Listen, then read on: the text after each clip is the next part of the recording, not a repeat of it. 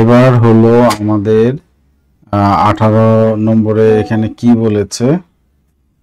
18 নম্বরে এখানে একটা ত্রিভুজ দিয়েছে, এই বাহুর দৈর্ঘ্য দেওয়া আছে, এটা 60 দেওয়া আছে, এবং এখানে যে দাগ কাটা আছে, এই যে দাগ কাটা আছে, এই দাগ কাটা দেখে আমাদের বুঝতে হবে যে এই তিনটা বাহু সমান। তাহলে ত্রিভুজের সমবাহু ত্রিভুজ, এটা সমবাহু ত্রিভুজের ক্ষেত্রফল তো আমরা জানি যে √3/4a²।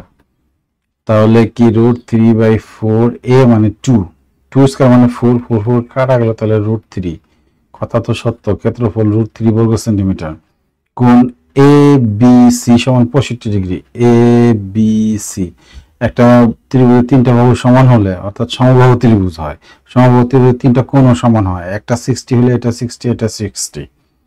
তাহলে পরে এটা ভুল, 65 দিয়ে দিয়েছে, এটা 60 ডিগ্রি হলে ঠিক ছিল। A B B C C এ তিনটা বাহু যোগ করেছে, তিনটা বাহু যোগ করলে কত হয়? 6 সেন্টিমিটার। 2 2 2 3 গুণে 6, কথা সত্য। তাহলে 1 আর 3 সঠিক, 1 আর 3 হলো সঠিক।